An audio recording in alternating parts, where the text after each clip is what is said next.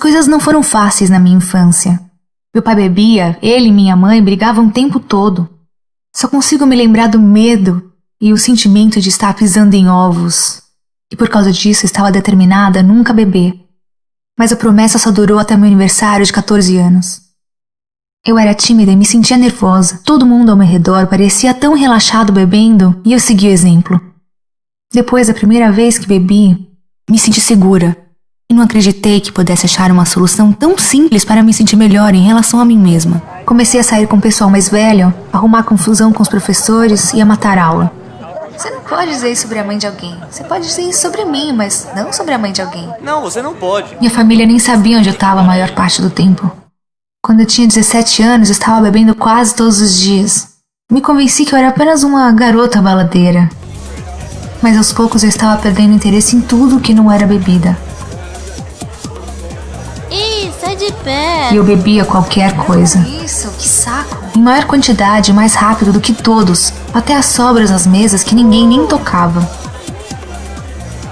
Eu cresci num bom lar, era considerado um bom menino e até ganhei uma bolsa de estudos para a faculdade. Na faculdade todo mundo parecia tão à vontade, enquanto eu me sentia inadequado. Não foi necessária muita pressão na minha primeira festa, quando ofereceram misturar vodka na minha Coca-Cola. Me senti seguro e parte do grupo. Achei que finalmente tinha achado uma solução para me sentir bem sendo quem eu era. Basicamente, bebia todos os finais de semana durante a faculdade. Arrumei um trabalho de professor depois que me formei e achava difícil de levar a vida. Comecei a frequentar o bar da faculdade e comecei a conhecer pessoas que bebiam como eu. Me sentia relaxado e eu achava que era uma recompensa depois de um dia cansativo. Aí, saúde! Saúde! Meu professor orientador começou a questionar minhas faltas, minha aparência e até meu hálito de álcool. Gostaria de alertá-lo verbalmente. E eu disse pra mim mesmo, eu não tenho problemas com bebida. Consegui ficar sem beber por algumas semanas, mas na primeira noite de férias, quando eu bebi de novo, fui parado por dirigir em alta velocidade e perdi minha carteira de habilitação. Estou sentindo o cheiro de álcool. O senhor bebeu? Tomei apenas uma taça de vinho depois do jantar. Certo. Desce do carro, por favor. Qual o problema, senhor? Me fizeram pedir demissão do meu trabalho. Senhor Murilo, Desculpa. vamos fazer o teste do bafômetro. Bebi pela primeira vez aos 18 anos. Só bebi aquela noite e quase desmaiei. Me senti super mal no dia seguinte. Não me senti bem fora de controle, então não bebi novamente até que eu tinha quase 30 anos. Nessa época, eu estava casada. Tinha 2 filhos adoráveis. Só me casei com meu marido porque achei que ninguém mais me pediria em casamento. Ele era o primeiro homem com quem tinha saído. Depois dos 30, nos primeiros anos, comecei a tomar uma taça de vinho sempre que saía para comer com meu marido. Depois comecei a comprar uma garrafa e trazer para casa, uma vez por semana. Comecei a beber um pouquinho, escondido na cozinha, antes das nossas refeições. Descobri rápido que depois de tomar alguns drinks, o mundo a meu redor parecia não existir. Quando comecei um pequeno negócio, senti uma grande pressão pela responsabilidade. De uma garrafa por semana, passei para 2, depois 3 ou 4. Minha família tentou me dizer que havia algo errado, mas eu achava que eles estavam exagerando e acabávamos tendo grandes brigas, o que era muito estressante para eles. Me larga! Me larga! Eu tô só te ajudando, querida. Tire suas mãos de mim! Eu tô só te ajudando, querida. Me deixe em paz! Tá me tudo deixe bem, em paz! querida. Eu Tá consigo tudo bem. sozinha! Eu sei que você consegue. Eu tô só te ajudando, querida. Eu consigo sozinha! Me deixe em paz! Tomei meu primeiro gole quando eu tinha 11 ou 12 anos no casamento da minha irmã. Tinha uma garrafa de cerveja com os homens mais velhos que deixavam eu experimentar. Eu adorei a sensação e ficava voltando para beber mais. Mais ou menos aos 18, eu estava curtindo demais beber, e minha vida social se resumia a ficar no bar. Em seguida, eu herdei a fazenda da minha família. Mesmo que alguns parentes me ajudassem a cuidar dos negócios, era muita responsabilidade para mim. Pouco a pouco, comecei a beber muito, não só nos finais de tarde no bar, mas também na hora do almoço. Quando comecei a ficar apertado de grana, resolvi vender uns pedaços de terra, mas o dinheiro dava somente para pagar as dívidas com os bancos e com os bares. Me sentia muito envergonhado por estar vendendo a fazenda que foi de minha família por gerações para manter minhas bebedeiras. Eu estava numa prisão de falsas ilusões e mentiras, roubando para beber. Eu não tinha controle do que iria acontecer depois de tomar o primeiro gole. Eu ficava incapacitada quando bebia. Ficava agressiva e violenta. falhas na memória passaram a ser normais para mim. Eu só queria esquecer tudo. Neste ano inteiro? Quando eles vão passar de novo? Um dos meus amigos morreu engasgado no seu próprio vômito quando estava bêbado. Estávamos numa festa e nem percebemos. Acho que você devia pegar mais leve. Quê? Tipo, ai meu Deus, só tô bebendo um pouquinho. Ai meu Deus, você está sendo tão maldosa falando isso, falando como se... Cuida da sua vida. Mas nada me parava. Eu não me importava com o que as pessoas me diziam, nem me importava com a minha aparência. Acordei numa cela no meio da noite e não tinha a menor ideia de como tinha ido para lá. Os guardas me disseram que me prenderam porque eu estava causando um tumulto do lado de fora do bar. E eu tinha apenas 18 anos e senti que minha vida tinha acabado. Eu me odiava. Lá estava eu. Tinha perdido o emprego, carteira de habilitação, mas eu pensava que poderia dar uma guinada, controlar meu modo de viver se eu mudasse minha vida. Sempre achei que precisava provar que era um homem de verdade. Então eu parei, arrumei um emprego numa importante empresa e me casei. No dia do nascimento do nosso primeiro filho, eu fiquei até tarde no bar e fiquei O chapado. bar está fechado. Eu tenho que voltar pra casa, mesmo que você não tenha. O bar fechou. O bar está fechado. E ponto final. Nunca vou esquecer da dor e da vergonha no rosto da minha esposa quando eu entrei tropeçando no quarto naquela Quero noite. nem saber.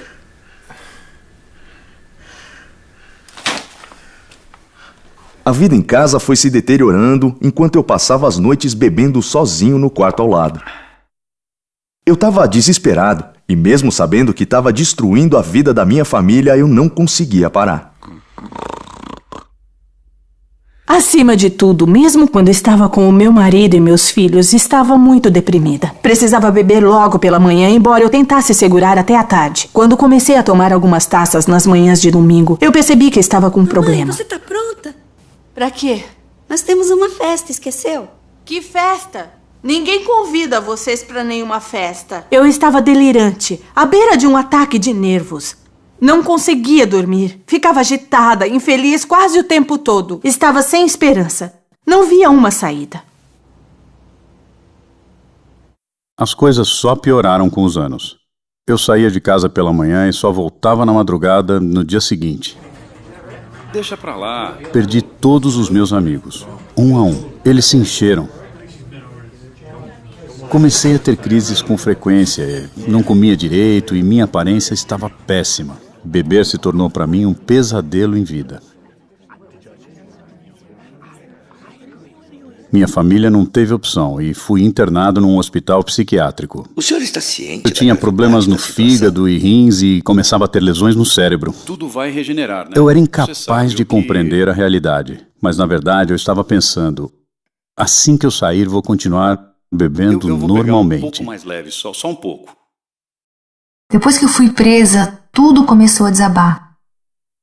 Embora eu continuasse a beber, quando finalmente cheguei ao fundo, me lembrei de 2 membros do AA que foram à nossa escola alguns anos atrás e nos falaram sobre o AA, como eles também um dia estiveram sem esperanças. Tem 15 anos? Legal. E você gosta de sair e curtir com seus amigos? Sim. Você não bebe? Eu não bebo mais, mas antes eu bebia. Uma jovem alegre e sóbria nos disse que nunca se é jovem demais para parar, mas eu nem ousava imaginar uma vida sem beber. Nunca se é jovem demais pra parar. Mas no caos que eu vivia, era o único lampejo de esperança. Dá uma olhada. Deixa eu te dar meu telefone e a gente vai se falando. Tá bom. Legal, então. Obrigada. Até breve. Tchau. Tchau. Olá, meu nome é Thomas e eu sou alcoólico. Tomei coragem, peguei o telefone, liguei para o AA. E alguém veio me buscar e me levar para a minha primeira O reunião. único requisito para ser membro é o desejo de parar de beber. Não há taxas nem mensalidades para membros. Somos autossuficientes graças a nossas contribuições. No começo foi muito estranho conhecer pessoas tão sinceras. E demorou um pouco para aceitar totalmente que eu era como aquelas pessoas que tinham problemas com a bebida. Nosso propósito primordial é de nos mantermos sóbrios e ajudar outros alcoólicos a ficarem sóbrios. Tenho o prazer de apresentar a Rosane, que hoje vai compartilhar conosco sua experiência, força e esperança. Mas pouco a pouco comecei a sentir e me abrir e a compartilhar quando estava magoada, ao invés de beber. Meu nome é Rosane e eu sou alcoólica. Olá, Rosane! Eu estou nervosa porque é o meu primeiro depoimento. Estava a ponto de perder minha família, o meu segundo emprego. Meu chefe me deu um ultimato. Eu tinha que ir para o AA, era a minha única opção. Então eu fui. Na primeira reunião, ouvi alguém dizer que o mais importante não era a quantidade de bebida, mas o efeito causado. Era bem diferente de tudo a que eu estava acostumado. Não há chefes e todos ajudam uns aos outros compartilhando experiências. Entretanto, eu não fiquei sóbrio logo que entrei no AA, mas todo mundo me dizia, continue voltando. O único requisito para ser membro é o desejo de parar de beber e a força de vontade. Achei muito difícil pedir ajuda, mas eu estava tão desesperado que acabei pedindo. Com licença, gostaria de dar uma palavrinha com você. Para mim, pedir ajuda é o pilar espiritual do programa. É minha primeira reunião e eu preciso de ajuda. Você veio ao lugar certo. Apesar da minha vida estar fora de controle, o orgulho me impedia de admitir que o álcool era o problema. Fui a um psicólogo, mas não falei a verdade sobre o que estava acontecendo comigo. Tentei culpar meus problemas e as pressões da minha vida. Mas uma noite, eu estava muito para baixo. Entrei na internet e encontrei o site do AA. Em seguida, liguei para o atendimento 24 horas e falei com uma senhora bem prestativa, que me explicou que se depois de 1 ou 2 drinks eu não podia garantir nem controlar o meu comportamento dali para frente, então provavelmente eu era alcoólica. Fui a algumas reuniões e parava na porta. Estava com muito medo que algum conhecido me visse. Finalmente tive coragem de ir a uma reunião. E logo que cheguei, me disseram que o anonimato é mantido, a fim de preservar a identidade dos membros. Isso realmente me ajudou. O anonimato é o alicerce espiritual de nossas tradições. Quem você vê aqui, o que você ouve aqui, quando sair daqui, deixe que fique aqui. 2 membros do AA vieram me visitar no hospital. Pensei que eles fossem me ensinar a beber. Mas ao invés disso, eles me disseram para acompanhá-los a uma reunião de AA. Ficava pensando comigo, não sou como essas pessoas, não sou um alcoólico.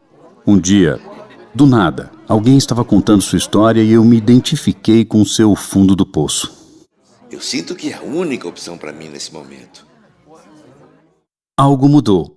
E eu senti que pertencia àquele grupo e que eu não era uma desgraça. Entendi que o que eu tinha era uma alergia física, combinada com uma obsessão mental. A única coisa que eu tinha que fazer era evitar o primeiro gole. O que? Você vai ficar sem fazer nada? Um dia de cada vez. Estou sóbria há 2 anos. Não podia beber normalmente, mas encontrei uma solução. Você deu um belo depoimento. Muito obrigada. Nunca imaginei que poderia me divertir sem beber. Isso não vai ser problema. Agora tenho vários amigos jovens. Uns bebem e outros não. Meu comportamento em casa mudou completamente. E no último Natal, meu pai entrou para o AA. Eles dizem que esse é um programa de atração. Adoro o AA, porque me ensina a viver. Fiz uma análise honesta de mim com a ajuda de outro membro, que é também minha madrinha aqui. E finalmente cresci. Voltei a estudar e espero ir para a faculdade em breve. Não tem sido fácil, mas sem beber, tenho esperança e vejo sentido na vida. Eu sou a pessoa que eu sempre quis ser. Meu último drink foi há 5 anos. Não tenho mais aquele sentimento de inutilidade e passei a me conhecer intimamente como nunca tinha me conhecido antes. E o mais importante para mim é reparar danos que causei à minha família. Eu trouxe eles comigo a uma reunião do AA, que é aberta a não alcoólicos, como familiares e amigos, para que pudessem conhecer e saber do que se trata. Mas depois da minha primeira cerveja, eu me sentia segura e eu não conseguia acreditar que... A vida é muito boa atualmente, mesmo que eu ainda enfrente desafios difíceis e às vezes sinta medo. Mas sei que posso enfrentar tempos difíceis com a ajuda do programa e dos meus amigos do AA. Hoje eu gosto de frequentar as reuniões do AA. Sinto-me abençoada por manter e sustentar a minha sobriedade com a ajuda da minha madrinha, que me deu esperança e explicou o programa. Mas tem tanta coisa aí. Bom, você pode fazer uma coisa de cada vez. Não tem que fazer tudo ao mesmo tempo. Agora estou atendendo o serviço de plantão telefônico e adoro a oportunidade de ajudar os outros alcoólicos. Quando viajo com meu marido, me mantenho sóbria, indo a reuniões que são realizadas no mundo todo. Sempre me lembro de repetir o que eu aprendi no começo da minha sobriedade. O AA me amou, até eu conseguir me aceitar. Eu nunca imaginaria há 7 anos, quando eu estava saindo do hospital, que a vida poderia ser tão boa para mim e minha família como é hoje. Quero agradecer a Rosane, que deu um ótimo depoimento. Eu aprendi a juntar meus cacos e as coisas estão boas hoje em dia. Me sinto útil novamente e agradeço a Deus diariamente. Eu poderia ter morrido e estou abismado com as maravilhas da vida. Tenho senso de humor novamente e amo o ditado que diz: ensina-nos a rir de novo, mas não nos deixe esquecer como choramos.